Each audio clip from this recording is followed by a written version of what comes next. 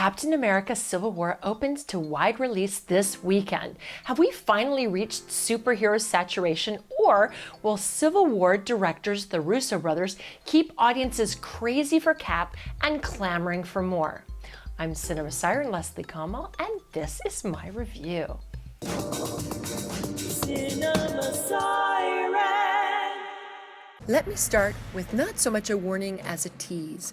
Captain America Civil War is not really a Captain America movie. It's an Avengers movie standing behind a starred shield. While Cap is the central figure, he is so only by a small margin. It's a story comic book fans know and love, and its interpretation for the screen has been much anticipated.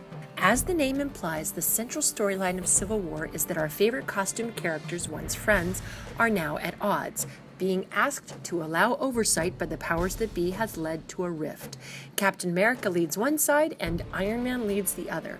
They enlist a whopping 10 other superheroes to their teams. Colossal clashes ensue, and there are battles. Who's on what team and why? That's for the movie to reveal, but here are directors Anthony and Joe Russo talking about it. What would motivate each character so far? What have we seen of them so far in the Marvel Cinematic Universe? What would motivate them to make the choice that they make in the movie? We wanted also to surprise the audience too. We didn't want everyone to just line up in a way that you would expect them to, and so we looked for interesting storytelling beats that could potentially make for some surprising moments. Does the idea of two major comic book creations tussling while politicians cry for more control sound somewhat familiar? Indeed, in that way, Captain America Civil War shares more than a passing similarity to Batman v Superman. So what? Any comic book fan knows there are many shared themes and stories. With that in mind, why can't Marvel and DC coexist and even, dare I say, intermingle in the hearts of fans? That being said, Captain America Civil War benefits greatly and keeps their audiences in thrall, leveraging the basic Marvel trait shared by most of its characters, a snarky sense of humor. Or perhaps we should say a Starky one. There's no shortage of darkness, death, and destruction in this film, but comedic touches offer welcome shifts in mood. In that, directors Anthony and Joe Russo create a nearly perfect balance. Kudos also to the screenwriters who somehow divvy up just the right amount of screen time to heroes we know, such as Cap, Iron Man, and Black Widow, those we want to know better, like War Machine, Vision, Scarlet Witch, and Ant-Man, and those we meet for the first time. With cheers often erupting when on screen, Black Panther, as played by Chadwick Boseman, and Spider-Man, ably embodied by Tom Holland, nearly steal the entire film, and both beg for their own features. Here's director Anthony Russo talking about the actors. The thing is, all those characters, all those actors, they're such great actors. I mean, they're really, really amazing level of talent there. So it's easy in the sense that, one, they know their characters, and two, they're excited by new material. They don't want to do the same old thing they've always done with the character. They want to find something fresh and new and challenging to do to the character. They want to bring their performance into a space they haven't done yet with the character. So I think it's a great collaboration. They look to us and to the writers, Markus and McFeely, to surprise them with where they're going to go and what they're going to have to do. And so I think it's a great relationship in the sense that they get to rely on us for bringing new things for the table for them on a performance level, on a story level, and we rely on them in terms of like the depth of work they've done building those characters.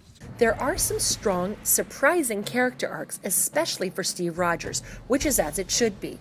Chris Evans has made the character so his own, it's hard to imagine any other actor donning his shield. He talks about why this movie's plot ups the stakes. Even though we filmed movies where the Avengers are all united, filming a movie where the Avengers are crumbling from within it's strange but exciting, because you know that the stakes are going to be cranked higher than they ever could have been prior. This is, and it's far more akin to struggles in life. I think anyone can agree that a fight you have with your enemy is nowhere near as dramatic as a fight you have with a family member.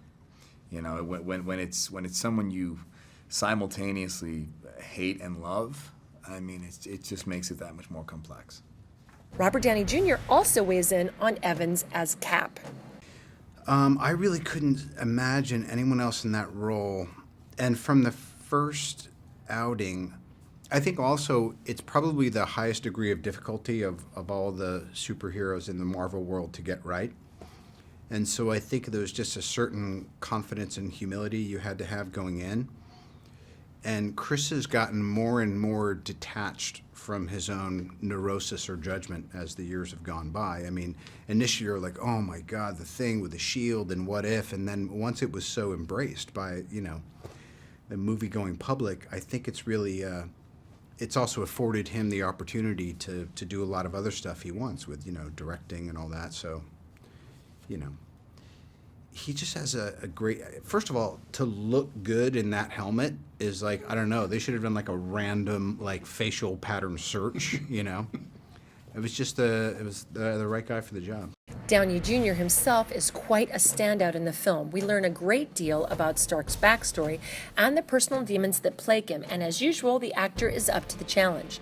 With this many characters and aspects to story, it's possibly inevitable that things get a bit unnecessarily convoluted, especially with regards to the villains and even several of the heroes' motivations. These are forgivable trifles in the face of such entertainment and spectacle.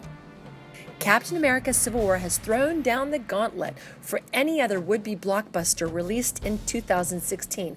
I pity any film, regardless of genre, opening in the next 4 weeks. Chris Evans sums up why this is likely to be such a huge hit. You're going to have the experience of a comic book movie, but it's not going to feel like a comic book movie. The Russos do a really good job of taking movies where people fly and shoot lightning and, you know, do very heightened things, but it feels grounded.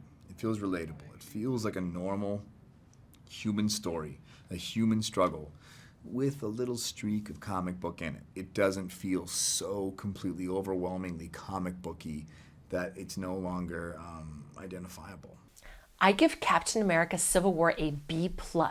It'd be easy to nitpick about confusing plot lines and an overabundance of characters, but that would mean unfairly discrediting the colossal job of successfully integrating so many superheroes while maintaining distinct personalities and points of view. Ultimately, Captain America Civil War is fun and exciting and will make even more fans for the Avengers franchise. For Cinema Siren, I'm Leslie Como.